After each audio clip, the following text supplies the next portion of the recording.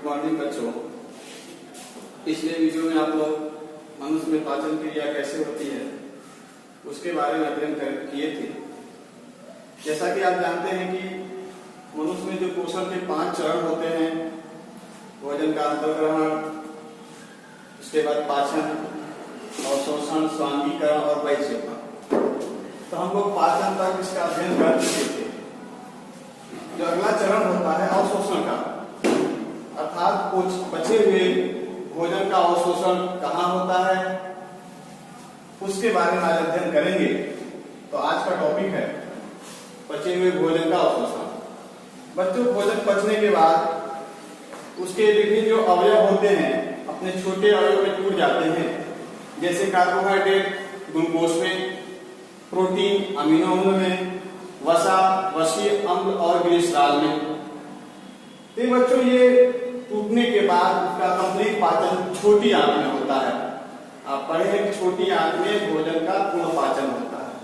प्रश्न आता है कि भोजन का पाचन कहाँ होता है, तो भोजन का पूर्ण पाचन छोटी आंत में होता है। अब बच्चों, छोटी आंत का जो मध्य भाग होता है और उसका जो शेष भाग होता है उसमें भोजन, पचे हुए भोजन का अवशोषण होता है। तो अवशोषण का जो स्थल है वो कहाँ होता है? छोटी आंत।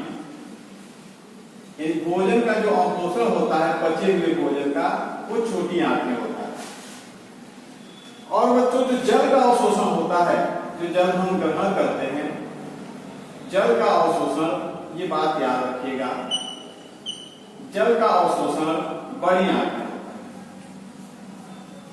जो जल हम पीते हैं, ग्रहण करते हैं, उसका अवशोषण बड़ी आंत में।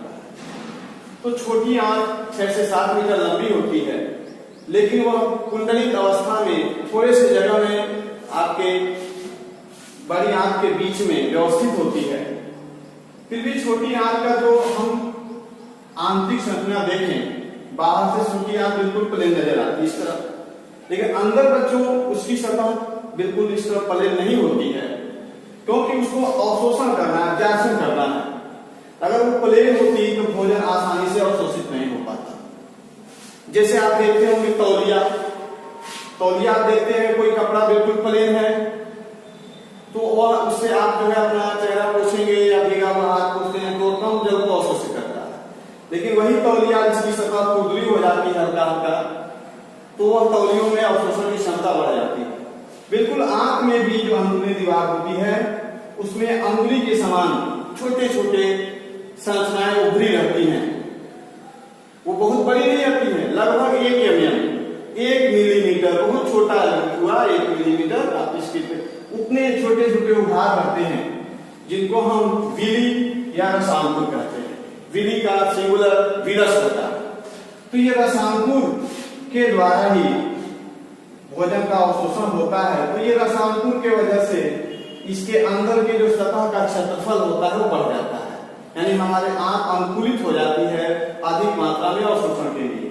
उसके साथ जो रसांकुर होते हैं उस पर भी छोटे छोटे सूक्ष्म, जिसको हम सूक्ष्म रश्मि से देख पाएंगे, सूक्ष्म रसांकुर होते हैं जो इसके अवशोषण सतह को के क्षेत्रफल को लगभग 600 गुना बढ़ा देते हैं। एक रसांकुर का यहाँ फिगर आपको दिखाया गया, इसका बड़ा फिगर आप इसमें देख रहे हैं कि रसांकुर के सबसे बाहरी परत पे म्यूकस श्लेष्म का लेयर होता है, जिसमें स्तंभाकार कोशिकाएं होती हैं। इन्हीं कोशिकाओं में कुछ कोशिकाएं ऐसी होती हैं जो श्लेष्म का स्राव करती हैं, जिसको हम गॉबलेट या चषक कोशिकाएं कहते हैं। अब बच्चों, इन्हीं पर छोटे छोटे सूक्ष्म रसांकुर, ये एक जो है रसांकुर पे छोटे छोटे सूक्ष्म धातु होते हैं।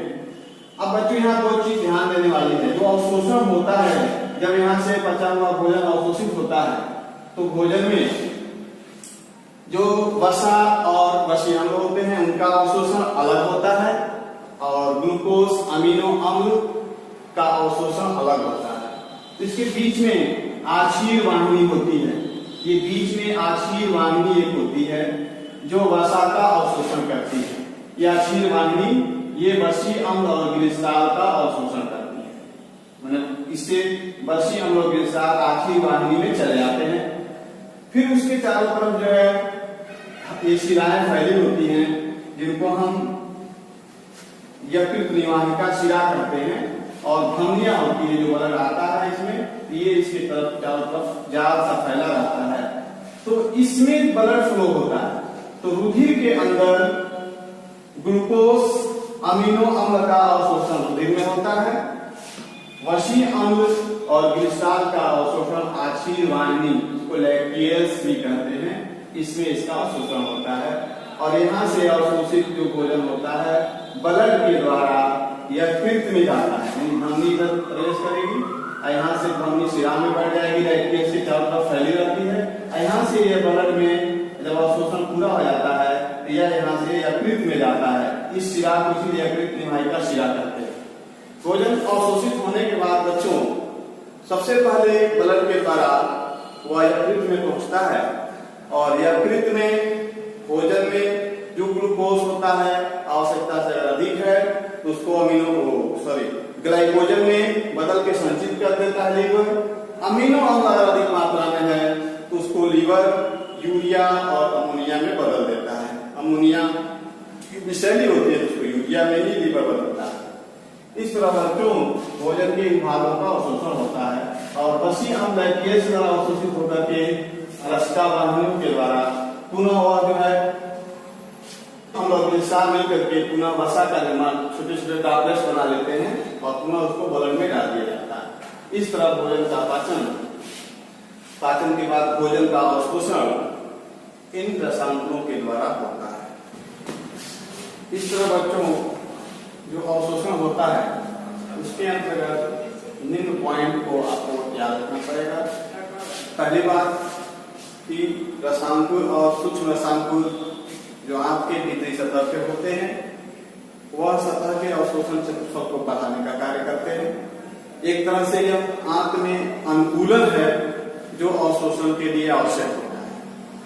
प्रश्न आता है कि मनुष्य के आंत में वह कौन सा अनुकूलन होता है जिससे अवशोषण क्रिया आसानी से हो जाती है, तो उसमें ये रसायनकुल और सूक्ष्म रसायनकुल ही होते हैं जिससे आसानी से अवशोषण सतह का क्षेत्रफल बढ़ जाता है और अवशोषण क्रिया होती है।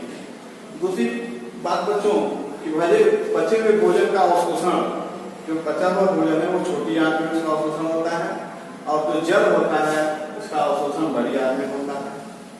अब जो आंत में अवशोषण होता है तो भोजन के कुछ भाग जैसे ग्लूकोज अमीनो अम्ल का अवशोषण रुधिर वाहिनी में होता है, और दूसरा रसायनकुल के बीच में जो रचना भी पड़े एक रचना होती है जिसको हम लैक्टेज आशीर वाहिनी कहते हैं, उसमें वसी अम्ल और ग्लिसरॉल का अवशोषण होता है। और वाछिद वाहिनियों में लसिका कोशिकाएं होती हैं जो इनका अवशोषण करती हैं। इस तरह बच्चों ये भोजन अवशोषित होने के बाद रक्त में मिलता है, और रक्त के द्वारा विभिन्न रक्त कोशिकाओं से होता हुआ यह कोशिका द्रव में जाता है। तो बचे हुए भोजन का कोशिका द्रव में विलीन होने की जो क्रिया होती है, जो घटना होती है, उसको कहा जाता है स्वांगीकरण। तो स्वांगीकरण बचे हुए भोजन का कोशिका द्रव में मिलना, और जीवन के लिए जो आवश्यक ऊर्जा होती है वह ऊर्जा जब कोशिका के कोशिका द्रव में ग्लूकोज मिलता है तो उसमें श्वसन क्रिया होगी और उससे ऊर्जा उत्पन्न होती है जो जीवन के अन्य प्रक्रियाओं को चलाने के लिए आवश्यक होता है।